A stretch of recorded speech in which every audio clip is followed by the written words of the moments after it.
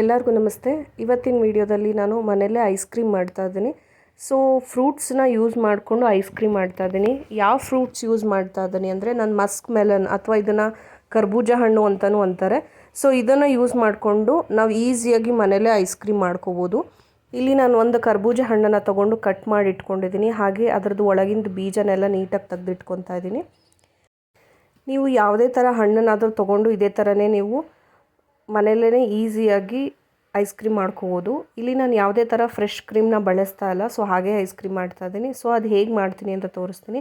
ಇಲ್ಲಿ ನಾನು ಫಸ್ಟಿಗೆ ಸಣ್ಣದಾಗಿ ಎಲ್ಲದನ್ನು ಹಣ್ಣನ್ನು ಹಚ್ಚಿಟ್ಕೊಂಡಿದ್ದೀನಿ ನೋಡಿ. ಸೊ ಇದನ್ನು ನುಣ್ಣಗೆ ಪೇಸ್ಟ್ ಮಾಡ್ಕೋಬೇಕು, ಅಂದರೆ ಮಿಕ್ಸಿಯಲ್ಲಿ ಮಾಡ್ಕೋಬೇಕು. ಅಂದರೆ ಯಾವುದೇ ಥರ ತರಿಯಾಗಿರಬಾರ್ದು, ನುಣ್ಣಗಾಗಬೇಕು ಇದು ಮಿಕ್ಸಿ. ಇಲ್ಲಿ ನಾನು ಒಂದು ಪ್ಯಾನ್ಗೆ ಹಾಲು ಹಾಕ್ಕೊತಾ ಇದ್ದೀನಿ. 1 ಲೋಟದಷ್ಟು ಹಾಲನ್ನು ಹಾಕ್ಕೊಂಡು ಕಾಯಿಸ್ಕೊತಾ ಇದ್ದೀನಿ.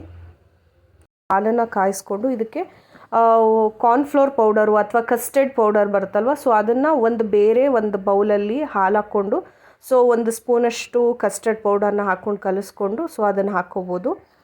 ಅಥವಾ ನಿಮ್ಮ ಹತ್ರ ಫ್ರೆಶ್ ಮಿಲ್ಕ್ ಇದ್ದರೆ ಸೊ ಅದನ್ನೇ ಡೈರೆಕ್ಟಾಗಿ ಬಳಸ್ಬೋದು. ಇಲ್ಲಿ ನಾನು ಫ್ರೆಶ್ ಮಿಲ್ಕ್ ಇಲ್ಲ, ಸೊ ಅದಕ್ಕೋಸ್ಕರ ಈ ಥರ ತೋರಿಸ್ತಾ ಇದ್ದೀನಿ. ನೀವು ನೋಡ್ತಾ ಇರ್ಬೋದು. ಸೊ ನಾನು ಆಗಲೇ ಕಾರ್ನ್ಫ್ಲೋರ್ ಪೌಡರ್ ಹಾಕಿರೋದ್ರಿಂದ, ಕುದೀತಾ ಇರೋ ಹಾಲಿಗೆ ಹಾಕಿರೋದ್ರಿಂದ ಸೊ ಥಿಕ್ನೆಸ್ ಬಂದಿದೆ ಸ್ವಲ್ಪ. ಇಷ್ಟು ಥಿಕ್ನೆಸ್ ಬಂದರೆ ಸಾಕು. ಸೊ ಈಗ ನಾನು ಮೀಡಿಯಮ್ ಫ್ಲೇಮಲ್ಲಿ ಇಟ್ಕೊಂಡೆ ಇದನ್ನು ಮಾಡ್ಕೋಬೇಕು ಆದಷ್ಟು. ಇಲ್ಲಿ ನೀವು ನೋಡ್ತಾ ಇರ್ಬೋದು. ಸೊ ನಾನು ಮಿಕ್ಸಿ ಮಾಡಿಟ್ಟಿದ್ದೀನಿ ಹಣ್ಣನ್ನು, ಎಷ್ಟು ನುಣ್ಣಗಾಗಿದೆ ಅಂದ್ಬಿಟ್ಟು. ತರಿಯಾಗಿದ್ದರೆ ಅಷ್ಟು ಚೆನ್ನಾಗಿ ಅನಿಸಲ್ಲ, ಸೊ ಅದಕ್ಕೆ ನುಣ್ಣಗೆ ಮಾಡ್ಕೋಬೇಕು. ಈಗ ಇಲ್ಲಿ ಕುದೀತಾ ಇರೋ ಹಾಲಿಗೆ ಸೊ ಈಗ ನಾನು ಏನು ಮಿಕ್ಸಿ ಮಾಡ್ಕೊಂಡಿರ್ತೀನಲ್ಲ ಹಣ್ಣು, ಅದನ್ನು ಹಾಕ್ಕೊಂಡು ಮಿಕ್ಸ್ ಮಾಡಿಕೊಂಡು 1-2 ನಿಮಿಷ ಚೆನ್ನಾಗಿ ಕುದಿಸ್ಬೇಕಾಗುತ್ತೆ ಮಿಕ್ಸ್ ಮಾಡಿಬಿಟ್ಟು. ಇದಕ್ಕೆ ನೀವು ಸಕ್ಕರೆನ ನೋಡಿ ಹಾಕ್ಕೋಬೋದು, ಅಂದರೆ ಕೆಲವರು ಜಾಸ್ತಿ ಸ್ವೀಟ್ ಬೇಕಂದರೆ ಹಾಕ್ಕೋಬೋದು. ನಾನಿಲ್ಲಿ 2 ಅಥವಾ 3 ಸ್ಪೂನ್ ಅಷ್ಟನ್ನೇ ಬಳಸ್ತಾ ಇದ್ದೀನಿ. ಇದಾಗಿದೆ. ಸೊ ನಾನು ಇದನ್ನು ಸ್ಟವ್ನ ಆಫ್ ಮಾಡಿಬಿಟ್ಟು ತಣ್ಣಗಾಗಿ ಬಿಡ್ತಾ ಇದ್ದೀನಿ. ಇಲ್ಲಿ ನಾನು ಇದನ್ನು ಒಂದು ಬೌಲಿಗೆ ಹಾಕ್ಕೊಂಡು ಇದನ್ನು ಫ್ರಿಜ್ಜಲ್ಲಿ ಇಡ್ತಾ ಇದ್ದೀನಿ. ಒಂದು ಸ್ವಲ್ಪ ಹೊತ್ತು, ಅಂದರೆ 1 ಗಂಟೆ ಅಥವಾ 2 ಅವರ್ಸ್ ಫ್ರಿಜ್ಜಲ್ಲಿ ಇಟ್ಟರು ಸಾಕು. ಸೊ ಇಷ್ಟರ ಮಟ್ಟಿಗೆ ತಿಕ್ಕಾಗಿರುತ್ತೆ. ಸೊ ಈಗ ಇದನ್ನು ನಾನು ಬ್ಲೆಂಡ್ ಮಾಡ್ಕೊತಾ ಇದ್ದೀನಿ. ಏನಕ್ಕೆ ಅಂದರೆ ನೀವು ಆವಾಗಲೇ ಕಾರ್ನ್ಫ್ಲೋರ್ ಹಾಕಿದಾಗ ಕೆಲವೊಂದು ಸ್ವಲ್ಪ ಅಷ್ಟು ನೈಸಾಗಿ ಬಂದಿರಲ್ಲ, ಸ್ವಲ್ಪ ಒಡಕಾದಂಗೆ ಆಗಿರುತ್ತೆ. ಸೊ ಅದಕ್ಕೋಸ್ಕರ ನಾನು ಬ್ಲೆಂಡರಲ್ಲಿ ನೀಟಾಗಿ ನೈಸಾಗಿ ಆಗೋ ಥರ ನಾನು ಮಾಡ್ಕೊತಾ ಇದ್ದೀನಿ.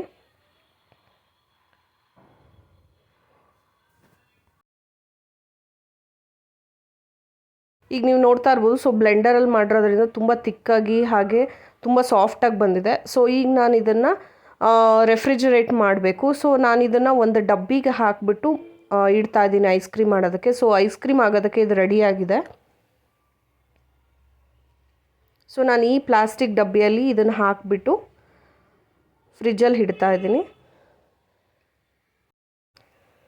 ಇದನ್ನು ಒಂದು 3 to 4 hours ಫ್ರಿಜ್ಜಲ್ಲಿ ಇಟ್ಟರೆ ಸಾಕು. ಸೊ ಈಗ ಇದಕ್ಕೆ ನಾನು ಟೂಟಿ ಫ್ರೂಟಿನ ಮೇಲೆ ಹಾಕ್ಕೊಂಡು ಡೆಕೋರೇಟ್ ಮಾಡ್ತಾ ಇದ್ದೀನಿ. ಸೊ ನೀವು ಇದಕ್ಕೆ ಬೇಕು ಅಂದರೆ ಚಾಕೋ ಚಿಪ್ಸ್ ಬೇಕಾದರೂ ಹಾಕ್ಕೋಬೋದು. ಸೊ ನಾನು ಇದನ್ನು ಬಾಕ್ಸ್ನ ಕ್ಲೋಸ್ ಮಾಡಿಬಿಟ್ಟು ಫ್ರಿಜ್ಜಲ್ಲಿ ಇಡ್ತಾ ಇದ್ದೀನಿ. ನೀವು ಇದನ್ನು ಲೋಟದಲ್ಲೂ ಸಹ ಹಾಕ್ಕೊಂಡು ಇದೇ ಥರನೇ ಐಸ್ ಕ್ರೀಮ್ ಮಾಡ್ಕೋಬೋದು. ನಾನು ಇದನ್ನು ಚಾಕುವಲ್ಲಿ ಕಟ್ ಮಾಡ್ತಾ ಇದ್ದೀನಿ. ಸೊ ಐಸ್ ಕ್ರೀಮ್ ತಿನ್ನೋಕ್ಕೆ ಈ ಥರನೂ ತಿನ್ನೋಕ್ಕೂ ತುಂಬ ಚೆನ್ನಾಗಿರುತ್ತೆ. ಸೊ ನಿಮಗೆ ಈ ವಿಡಿಯೋ ಇಷ್ಟ ಆಗಿದರೆ ಪ್ಲೀಸ್ ಸಬ್ಸ್ಕ್ರೈಬ್ ಮಾಡೋದನ್ನ ಮರಿಬೇಡಿ. Thank you.